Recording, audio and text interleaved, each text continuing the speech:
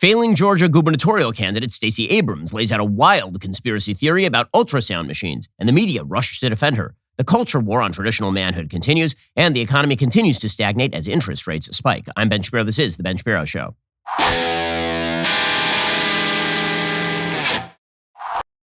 The Ben Shapiro Show is sponsored by ExpressVPN. I talk about them every single show. Haven't you gotten a VPN yet? Get ExpressVPN right now at expressvpn.com/Ben. Well, you may have noticed this morning that the stock market dived below 30,000.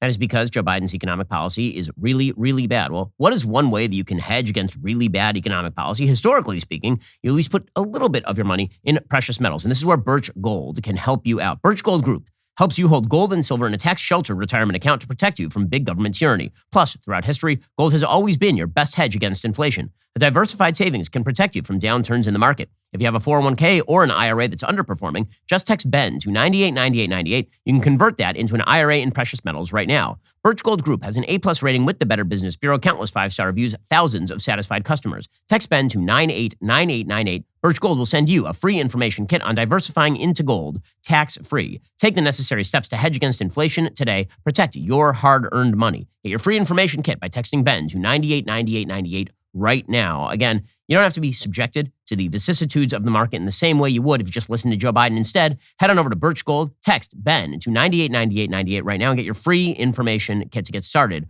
with Birch Gold. Also, this is a busy time of year for me. We've got Jewish holidays right around the corner, got a lot of travel coming up, but I can rest easy because my home is completely protected. That's because I rely on Ring Alarm. I know what you're thinking. Wait, doesn't Ring do the video doorbell? Yeah, they do the video doorbell, but they also do an award-winning alarm system. That system makes available professional monitoring when you subscribe. Best of all, you can easily install it yourself. And Ring didn't stop there. They've changed the home security game entirely with Ring Alarm Pro, which is why I've decided to team up with Ring. When it comes to protecting my own home, I've gone pro with Ring Alarm Pro. Ring Alarm Pro is whole home security with available professional monitoring when you subscribe to Ring Protect Pro. Ring Alarm Pro combines a security system with a fast Eero Wi-Fi 6 router for home security and network security all in one device. Plus, with a Ring Protect Pro subscription, which is indeed an amazing deal, I get professional monitoring for the ultimate peace of mind. If anything happens, professional monitoring will call me and can request emergency services. So, whether I'm across the country or across town, I know everything at home is protected and connected, and that it will stay that way. To protect my home, I've gone pro with Ring Alarm Pro. You should do the same. Learn more at ring.com/Ben. That is ring.com/Ben. Well, the other day, Stacey Abrams, the failing Georgia gubernatorial candidate, opened a can of worms when she decided to leap into the abortion debate. Now, Stacey Abrams has been failing in this gubernatorial race. She's down somewhere between 6 and 8 points, according to most polls, to Brian Kemp, the person she supposedly beat last time around. She didn't. She lost by 50,000 votes. And then the media decided to treat her as though she had actually won, and they made her the president of the universe in the Star Trek world and all the rest of this stuff. Democrats treated her as the legit governor of Georgia, despite no evidence that she was actually robbed of the gubernatorial mansion. Well, now she's out there running a terrible campaign. And the sad truth is that Stacey Abrams is actually not that great a politician. They keep trying to make fetch happen. The Democrats, they have so many people that they've tried to make popular who they just can't make popular. Whether you're talking about Kamala Harris or Pete Buttigieg or Stacey Abrams, there's just so many people out there that they try to promote as just world-beating candidates who it turns out fall flat, Beto O'Rourke. There are tons of them. Well, Stacey Abrams is sort of 1A. She's exhibit 1A in this pattern. So during this gubernatorial campaign in Georgia, she has taken a photo of herself completely unmasked while all the kids behind her are masked, and then had to apologize and explain that. And then, again, over the past 48 hours, she said that basically ultrasound machines are a hoax, that ultrasound machines make up fetal heartbeats at 6 weeks. So here she was explaining that the fetal heartbeat is actually not real, and therefore you don't have to worry about abortion. Now, in a second, we'll get to the science of what she's saying because it's just not true. But let's assume for a second that what she actually means is that a fetal heartbeat is when the valves open and close on the heart in a fetus. That starts happening around 10 weeks. Is she in favor of banning abortion beyond 10 weeks? I noticed not. So basically, as with most pro-choice rhetoric, it's all an excuse for, I feel like killing babies up until the point of birth. But here she was just misconstruing the science and adding on this very bizarre conspiratorial twist wherein ultrasound manufacturers are trying to deceive women into having their babies by showing them fetal heartbeat before a fetal heartbeat is actually present. There is no such thing as a heartbeat at 6 weeks. It is a manufactured sound designed to convince people that men have the right to take control of a woman's body away from her. Okay, This is crazy talk. It's a manufactured sound, according to Stacey Abrams. And not just is it manufactured, it's all a conspiracy in order so that men can promote pro-life positions. So it's invented by pro-life men in order to fake the sound of the heartbeat. Okay, this is much more conspiratorial than anything Donald Trump has ever said about the 2020 election. Okay, this is really a wild, it's like up there with microchips are in the vax conspiracy level stuff right here. Okay, now, it happens to also be biologically incorrect. Put aside the conspiratorial side of it, just the biology of what she's saying is not true. Dr. Tara Sandler-Lee, PhD, who studied heart development at Harvard Medical School and serves as director of life sciences at Charlotte Lozier Institute, responded, "One wonders if Miss Abrams was absent the day her health class covered human development. Even now, all it takes is one quick search of the public database of scientific and embryology research to confirm the heart is the first functioning organ in a developing human being, with the first heartbeat just 22 days after fertilization. A baby's heart is actively beating at 6 weeks gestation and will have already beat nearly 16 million times by week 15. In fact, at 6 weeks, when Stacey Abrams says a heartbeat does not exist, the baby's heart is actually beating at about 110 beats per minute. Most American parents have seen their baby's beating heart during prenatal ultrasound and discussed it with their obstetrician. The mainstream media can perform Olympic-level semantic gymnastics all they want. Most Americans instinctively understand a developing human organ which beats rhythmically and pumps blood throughout the body is, in fact, a heart." So what the media have attempted to do, as we'll talk about in just a minute, is pretend that what Stacey Abrams is talking about is whether a valve in the heart, whether the valves in the heart open and close, because those develop slightly later. But the early fetal form of the heart has already developed by the time she is talking.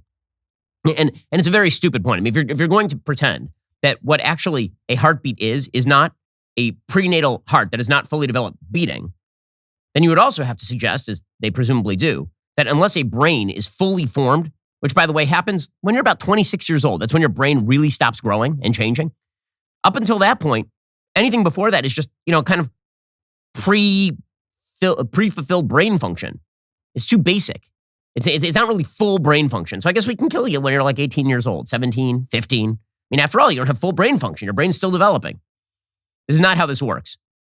Peer-reviewed science on babies at 6 weeks gestation shows the heart is actively beating at 6 weeks. Between fertilization and birth, the baby's heart will beat approximately 54 million times. The baby's average heart rate is 110 BPM. This will rise to 159 BPM by 8 weeks gestation.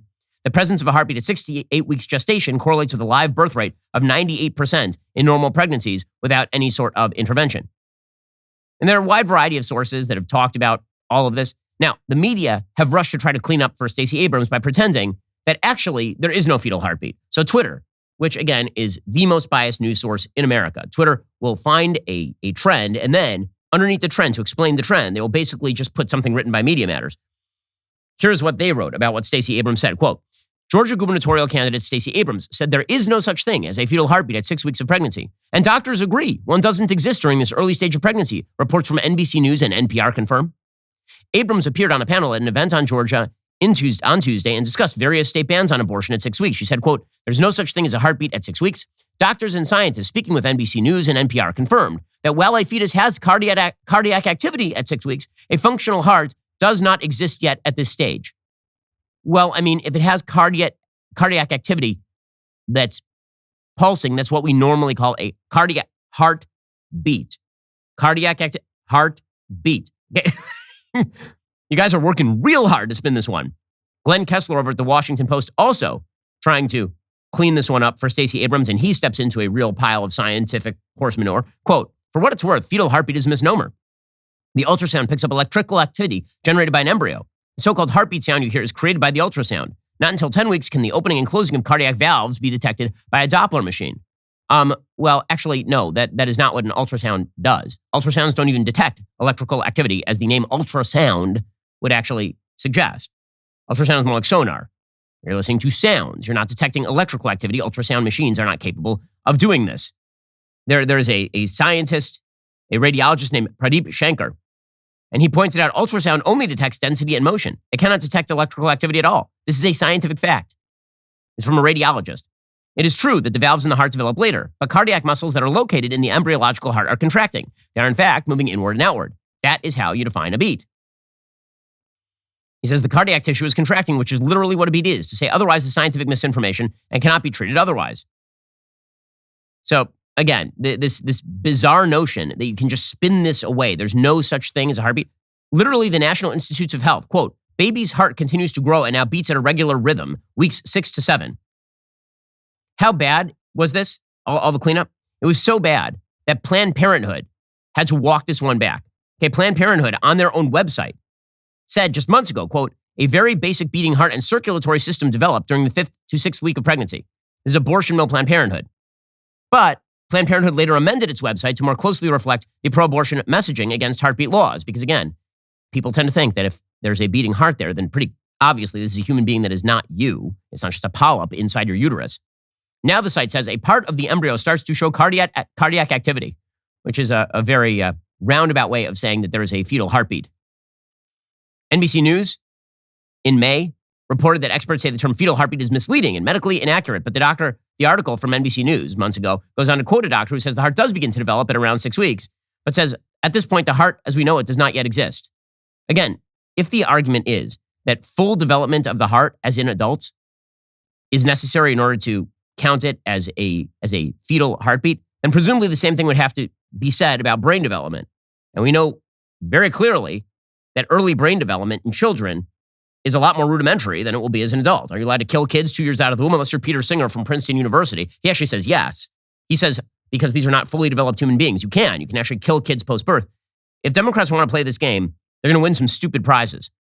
But this is in the nature of what Democrats have to do. When reality runs in the face of their actual philosophical positions, reality must be ignored or called disinformation. So Kamala Harris yesterday, the vice president of the United States, she was out there again attacking crisis pregnancy centers. In other words, places that help women with their pregnancy, but encourage them not to kill the baby, which last I checked is actually a good thing. Like you're having a problem with your pregnancy, you don't have enough information, you need support, and these crisis pregnancy centers come and provide it for you. You go to them and they provide you the kind of support that you need health-wise and tell you not to kill your baby. She would prefer that you go to the place where they tell you to kill your baby and none of it's really a big deal. That's not a fetal heartbeat. That's just some weird cardiac activity stuff happening over there.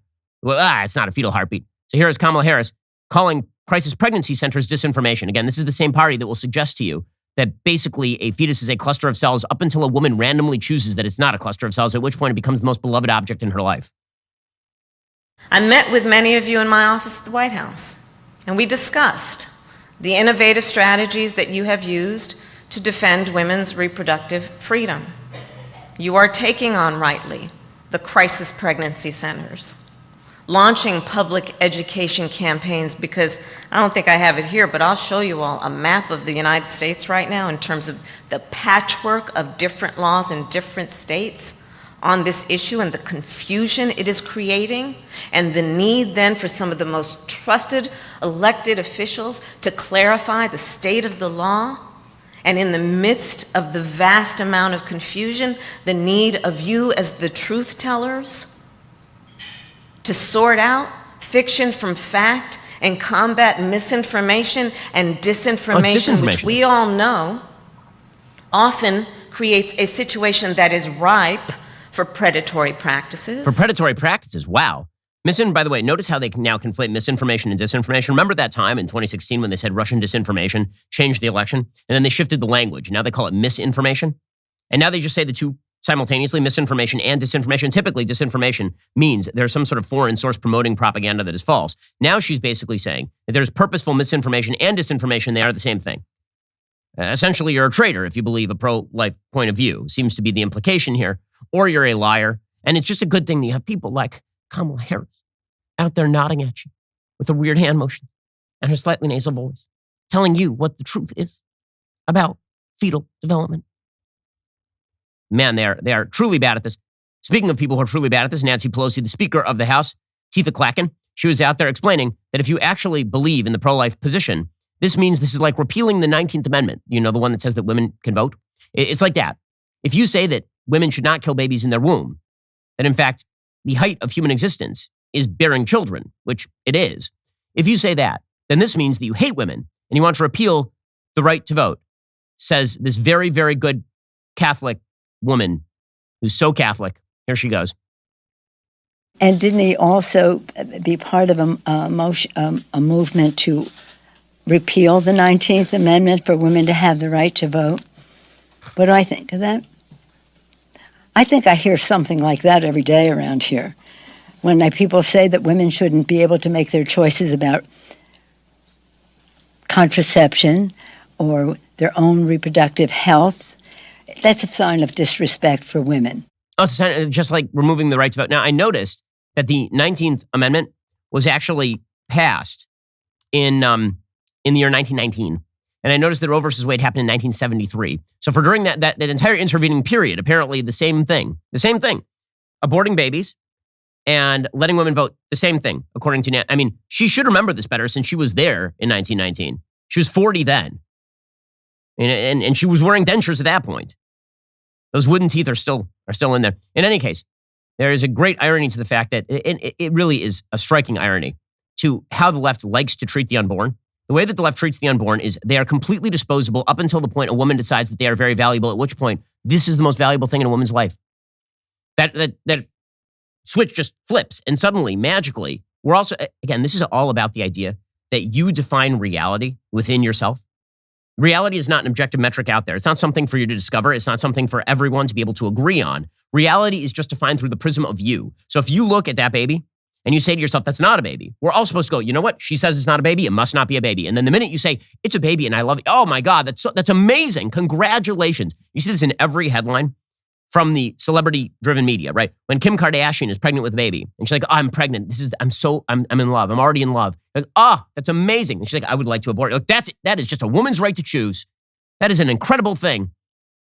The media have this split all the time, right? The same NBC News that is running segments explaining that there is no fetal heartbeat at 6 to 7 weeks are also running segments on the Today Show admitting that the preborn can react to things like flavor. They react to the flavor of food, which we've known, by the way, since like 2013. This is not new news for anyone who actually watches the science of embryology at all. I mean, we've known about how sophisticated fetal development is for decades at this point. The left just likes to ignore it because, again, if we ignore the reality out here, then we can pretend that you get to define reality from in here, from in your heart, which is fully developed because you're an adult. Here we go, NBC News admitting that the preborn exists here. Look at this. So researchers in Britain wanted to know if babies in the womb react when the mom ingests a flavor of food. And this is what they saw. Do you want to guess what was on the left? So the left is a baby in its resting state. Okay. And then on the right, you see how he smiles 20 minutes? The mom ate some carrots. On the left with They were just a resting state. That was the resting, but he liked the carrots. She had like a carrot pill. So were there other foods? Yes, there were other foods. I'm glad you asked. You want to look at this baby's reaction before? Mom had kale. Wow. So here's the thing. What about if mom had ice cream? I don't know. Why would they go with Let me explain. Carrots and vegetables? So the study's co-author says the images could just show muscle movements when a baby's reacting to maybe a flavor that's bitter. So you shouldn't interpret it whether, it's happy or distaste. No, I think that's how I do it. Yeah. Because once they get out of the womb, it's that same look. Yeah. Yes, it is.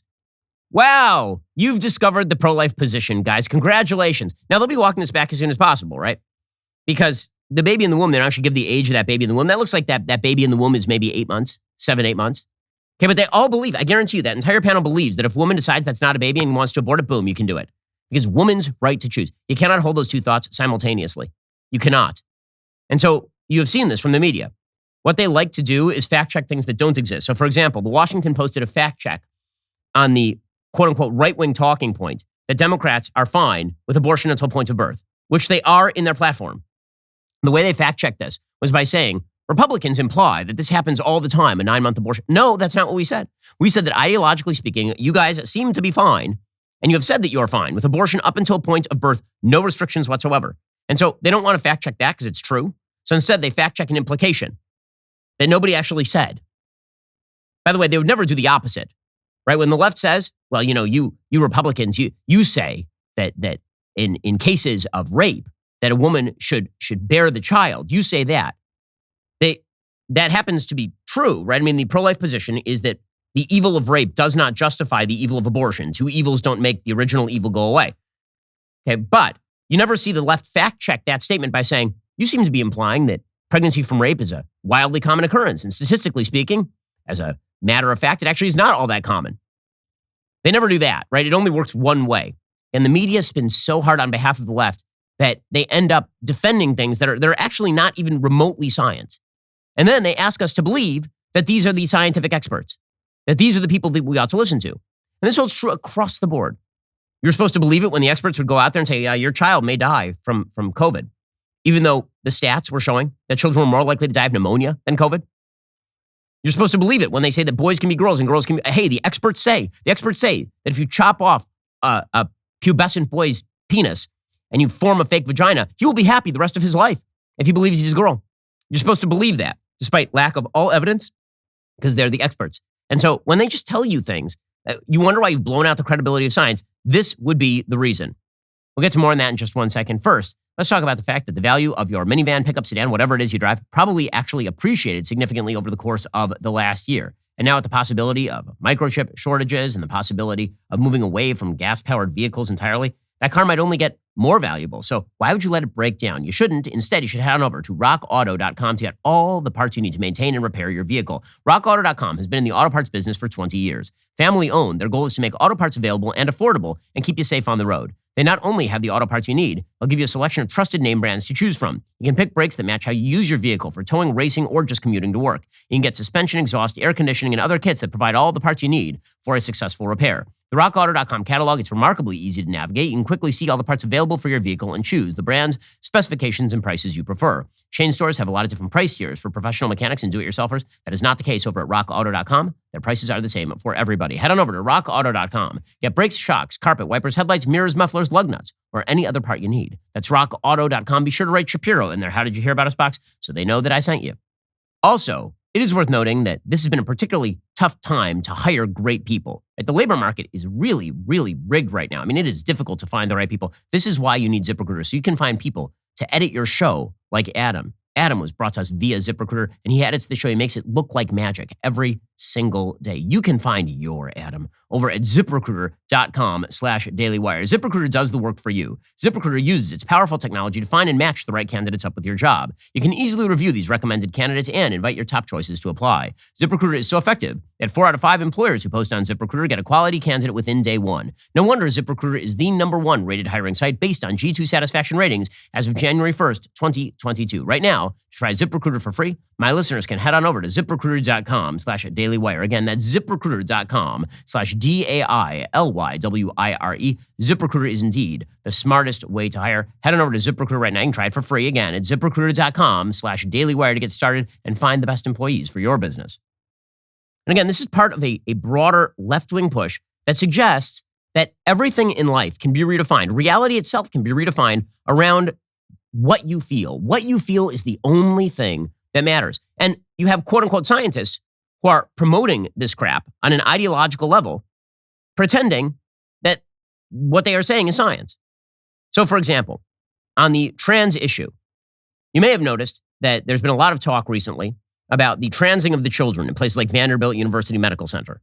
It's something that my friend Matt Walsh has talked extensively about. There's lots of evidence showing that they are giving puberty blockers to minors, that they are performing surgeries, gender reassignment surgeries on minors, and all the rest of this kind of stuff. And then, if you question this, then you will see people say, well, WPATH, they are the ones who set the standard.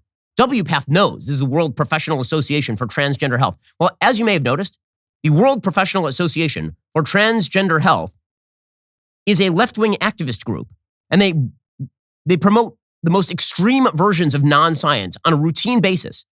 WPATH is not a scientific group. It's an ideological group masquerading as a scientific group, which is why, for example, as Wesley Yang reveals, during their 28th annual symposium, which was held between September 17th and 20th in Montreal, they had a presentation by Thomas Johnson, a professor emeritus of anthropology at California State University, discussing a chapter in the new standards of care for WPATH. It designates those who identify as eunuchs, suffering from male-to-eunuch gender dysphoria, as subjects with a need for gender-affirming care as part of a gender-diverse umbrella. Johnson, he did a full presentation for WPATH, he's an anthropologist, about why eunuch is a new sexual identity, and there are people out there who just need their balls removed. That's what really needs to happen here. Johnson also happens to be the author of an op-ed published in the Washington Post in 2014, encouraging ISIS to actually promote eunuchism. I'm not kidding. He wrote an article in the Washington Post titled, "Islamic State Lacks Key Ingredients to Make a Caliphate Work." Eunuchs. That's a weird take. He said in that particular piece, quote, "All previous caliphates relied on a special class of bureaucrats to provide stability and statesmanship. Those were eunuchs who were unable to impregnate the women sequestered in the palace. Eunuchs were without family and dependent upon the caliph for support. For 4 millennia and through many different Asian empires and caliphates, eunuchs proved themselves to be efficient governors. Their presence was again a sign of power and authority of the rulers. It says, while it's been less than a century since the fall of the Ottoman Empire, it's clear that a key concept for continuity with the great caliphates of the past has been lost. So amazing stuff there from Thomas Johnson. He did an entire presentation for WPATH about the standards of care for eunuchs. Not kidding.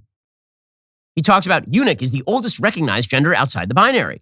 Castration was an important discovery for domestication. The first documented production of castrated slaves was about 2100 BCE. They soon found roles in government. I'm sure that many of these people were just like, they hit 15. They were like, man, these balls are useless to me. I'd love it if you could remove them so I could become a bureaucrat and keep watch over the caliph's harem. Voluntary eunuchs, according to Professor Johnson, were part of the Assyrian bureaucracy. Even members of the royal family were castrated. It was a route into bureaucracy or religious hierarchy, even military and district administrators. It was frequent in early Christianity, including several patriarchs. How magical. And this is what WPATH is saying. WPATH had a full presentation. Again, this is the standard of care for transgender health, according to our media, our elite media. This professor did a presentation saying, quote, again, this is over at Wesley Yang Substack. You can read the whole thing. Quote, who seeks voluntary castration? Biological men with extreme gender dysphoria. They desire to be not male, but do not wish to be female either. Others have an oppressive feeling their genitals are not a proper part of their body. They fit a body integrity dysphoria diagnosis. Or it could be an extreme fetish or paraphilic disorder. There are a wide variety, but most common is religion-based. So, obviously, this is the next step. We need to, if a child identifies as a eunuch, probably we need to start deballing the children. That is definitely the thing that we need to be doing. In the name of science, of course. You may have noticed that the science and the activism here seem to be crossing streams. That science is now dictated by an extreme atomistic individualism that denies the presence of outward reality. And if you notice, then they call you a bigot. This, by the way, is happening in schools.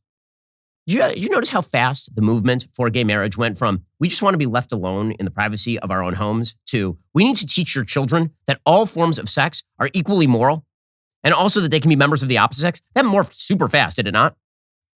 And there's a lot of talk about, well, the slippery slope argument, that's nonsense. Yeah, the best graphic on the internet these days is a graphic that shows the slippery slope, right? It looks like a slope that nosedives off a cliff. And it says, the slippery slope argument is false. And there's an arrow that points to the bottom of the slippery slope and it says, you are here. Yeah, that's where we are. So Chris Rufo has a report over at his Substack talking about a teachers union nationwide titled the LGBTQ plus caucus. They have now created a website and badge for public school employees that promote non-binary identities, a how-to guide for queer sex, and the idea that transgender men can get pregnant. According to local reports, the National Education Association and its local affiliate in Hilliard, Ohio, have been providing staff in the Hilliard City School District with the QR code-enabled badges, which point to the NEA LGBTQ plus caucus website as part of the National Education Association, which, along with the AFT, those are the two big teachers' unions in America. And they include resources from gender activist organizations, including Scarleteen, Sex, etc., Gender Spectrum, the Trevor Project, and Teen Health Source. One of those linked resources, Teen Health Source's Queering Sexual Education, which promises to empower youth, includes a how-to guide for really important things for the youth, right? We have to teach the youth.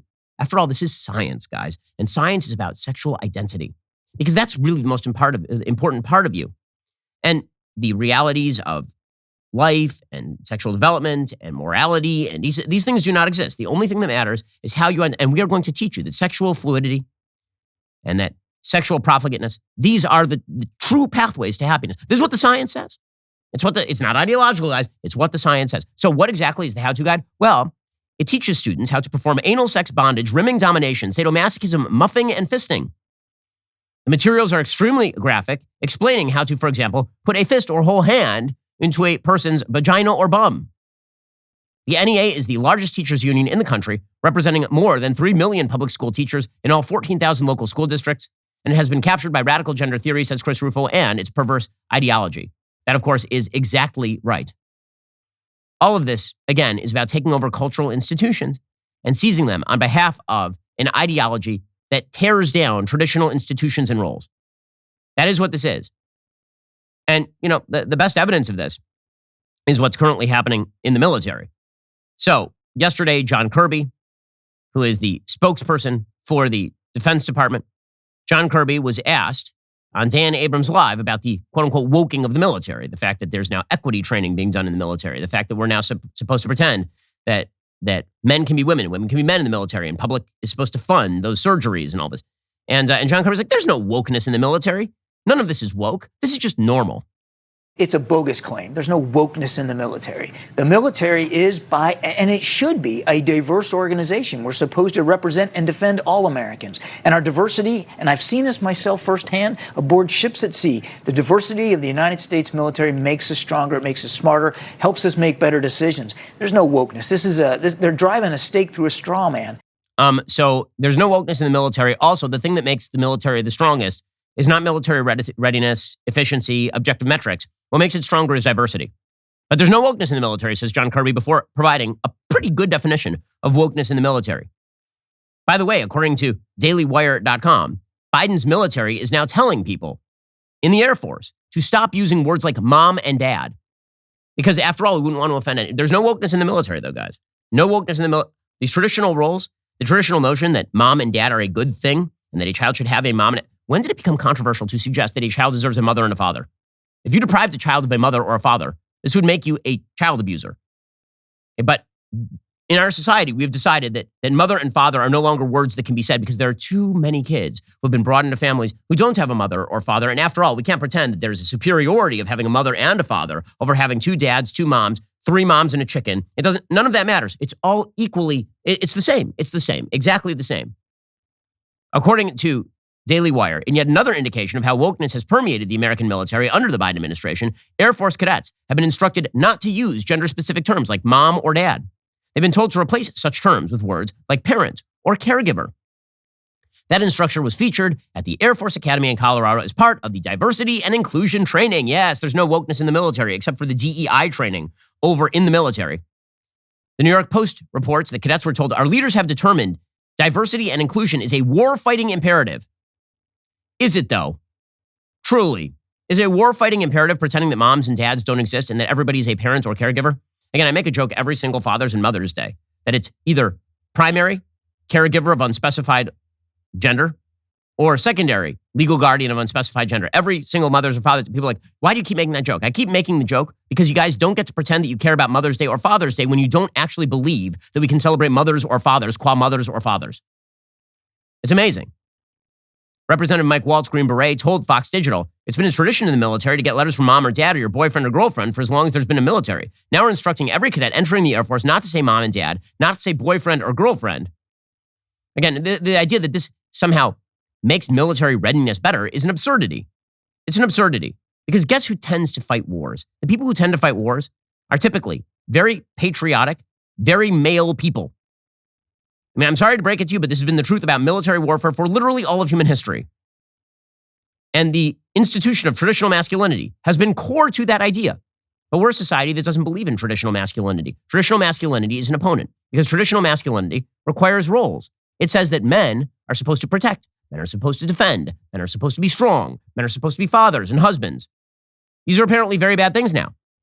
You're not supposed to say these things because these things are restrictive. And as we all know, true human happiness is to be found without any restrictions. Roles must be exploded. All cultural icons must be taken over. All traditional masculinity must be discarded in favor of a kind of unicized masculinity that denies the reality of duty, denies the reality of manhood itself. That is the goal, right? It's why there's so much emasculation in popular culture these days. It is why our popular culture basically says that men who pursue women are the baddies in movies now. But all sorts of sexual profligateness of every other sort is the ultimate good. It's a pretty amazing thing. Well, folks, tonight we are releasing a brand new show for you. It's called Breakaways with Allison Williams. You remember Allison? She was a reporter for ESPN, and she was forced out of her job because she refused to get vaccinated. She was pregnant at the time, and she'd already had COVID. They fired her anyway. Well, now she's over here. Allison sat down with athletic iconoclasts who took a stand for their beliefs. The first 4 episodes featured Jonathan Isaac, Nick Rolovich, Enos Cancer Freedom, and Dana White. Those episodes will be available tonight, 7 p.m. Eastern, 4 additional episodes are coming soon. Head on over to dailywireplus.com right now to become a member and watch the series tonight. You asked for us to get into sports, and we have done so go check that out at dailywireplus.com. Also, in case you missed it, last night was a brand new episode of my book club, Ben Shapiro's book club. You can watch it now on dailywireplus.com. We discussed All of the King's Men, the best American political novel ever written. Next month's book is Brave New World by Aldous Huxley. My notes for it are available right now. You have to be an all-access member to join in on the fun. And one final note. This coming weekend, we are releasing a new episode of the Sunday Special with the Babylon Bee's Seth Dillon. Here's a bit of the trailer. Check it out. We're criticized often for having jokes that are too believable. It's like, well, this is the problem. It amounts to misinformation because people are believing that your jokes are true. It's like, well, whose fault is that? Is it the satirist who's trying to stay a step ahead of the truth, or is it reality for bumping up against satire?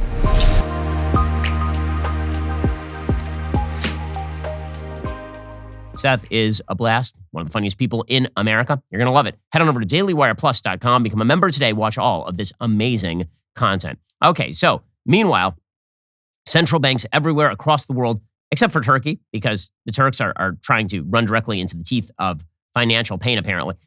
Everywhere, central banks are now raising the interest rates because they understand that if they don't, inflation is going to eat up their economies. According to the New York Times, a day after the Federal Reserve lifted interest rates sharply and signaled more to come, central banks across Asia and Europe followed suit on Thursday, waging their own campaigns to crush an outbreak of inflation that is bedeviling consumers and worrying policymakers around the globe. Central bankers typically move slowly. That's because their policy tools are blunt and work with a lag.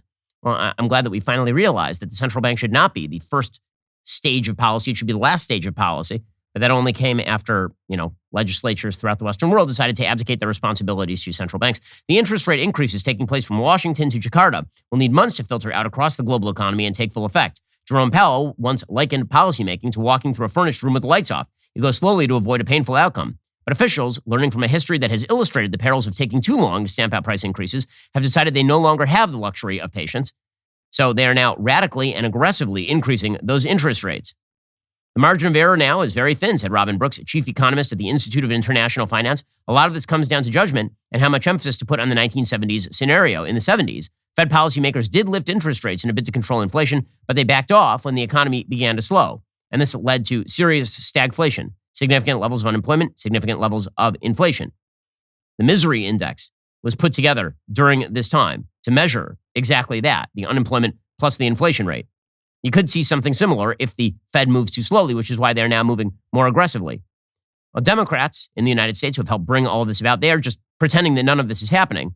So, for example, Karine Jean-Pierre, the wildly untalented press secretary for the President of the United States, she was on The View to the applause of her sycophants, and she refused to acknowledge, for example, that the Inflation Reduction Act has nothing to do with reducing inflation, which it clearly does not. I mean, it has nothing to do with reducing inflation.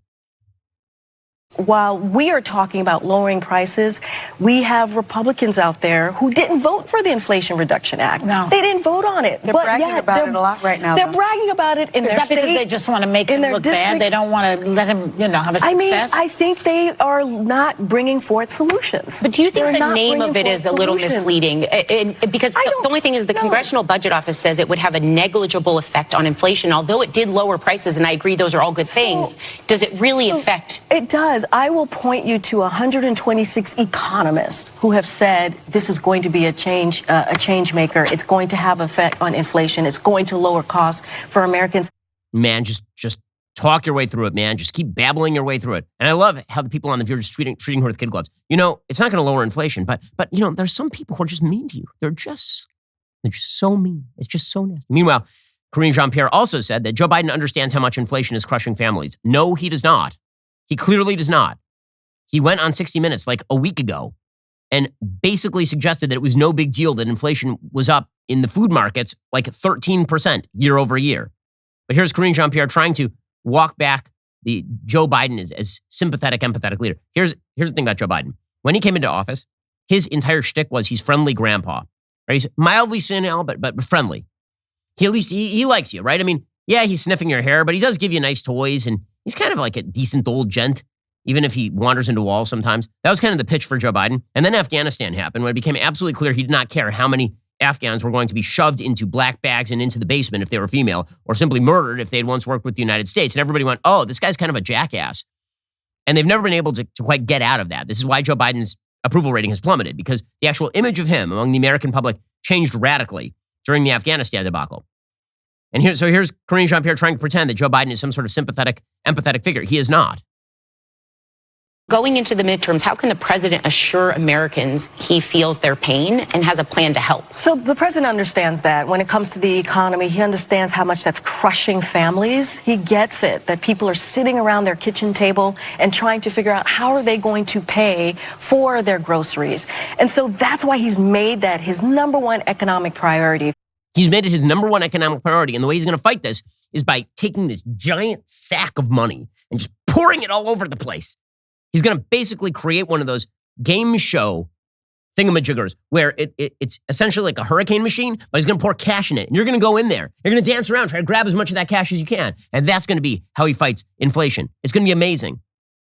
Meanwhile, Ronald Klain is trying to talk his way through it. He was meeting with the jokers over at The Atlantic, which has completely blown out its own credibility. And he says, when we took over, people were lined up for food. They were at like food lines. Yes, because of COVID. And the end of COVID had nothing to do with you, literally nothing. You maintained the COVID stance until today. Here's Ron Klain. We had to address the problems that we found. Right. And the biggest problems that we found were a country with a pandemic that was killing, literally thousands of people a day, hundreds of thousands of cases a day when we arrived. And so we had to ramp up the response to that. And then the economic consequences of that. It's easy to forget that when Joe Biden came to office, we turn on the TV at night, people were in line in football stadiums waiting for a box of food. The unemployment rate was nearly 10%. We had 20 million people out of work, and businesses closed and schools closed. So we needed an economic response that addressed that. Oh, did you? It seems like your economic response has made things a hell of a lot worse in terms of inflation. Meanwhile, Janet Yellen, who admits that she completely blew inflation, right? She's at the same conference with The Atlantic. These are the people that the Biden administration talks to. They would never answer a critical question in any serious way. So they decided that they would hang out with Ronald Brownstein over at The Atlantic and answer questions about inflation. So Janet Yellen, who may or may not be a cast member of Amazon's Lord of the Rings of Power as a Harfoot. I don't, maybe not. Anyway, Janet Yellen, she says inflation is going to go down in 2023. You should trust her because she's been so good at this in the past. And if it doesn't, it's somebody else's fault, probably.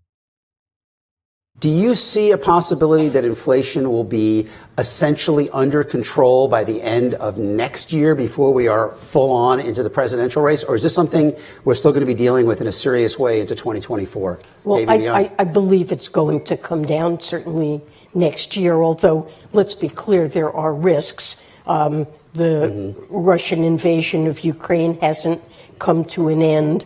We're seeing Putin weaponize oil and gas in fighting this war. So we remain vulnerable to supply shocks. Oh, so it'll heal, but if it doesn't, it's somebody else's fault. How can we? Here's the real truth of it. The truth is that Democrats, in the end, they love these policies, and so they don't care if the reality is inflation and stagnation. I mean, they're saving the planet. Nancy Pelosi says it herself. The Speaker of the House said yesterday, guys, we're saving the planet. When you're saving the planet, it doesn't matter if there's a little inflation or high unemployment or misery. None of that matters. She's saving the planet. This geriatric dotard is saving the planet. I mean, when I think of people who save the planet, I think like Superman, the prophets, Nancy Pelosi. We extended subsidies for 3 more years for lower costs for the Affordable Care Act. And we saved the planet. We're saving the planet with record $360 billion to save the planet and generating jobs and cleaner air and cleaner water and jobs and security for our country. She saved the planet, guys. She saved the planet. Yeah, I guess you can tell yourself you saved the planet when you define saving the planet internally. And again, reality matters absolutely nothing to you. All righty, guys, the rest of the show is continuing. Now you're not going to want to miss it. We will be joined by Matt Walsh a little bit later on to talk about his crusade against Vanderbilt University transing the children. If you're not a member, click the link in the description and join us.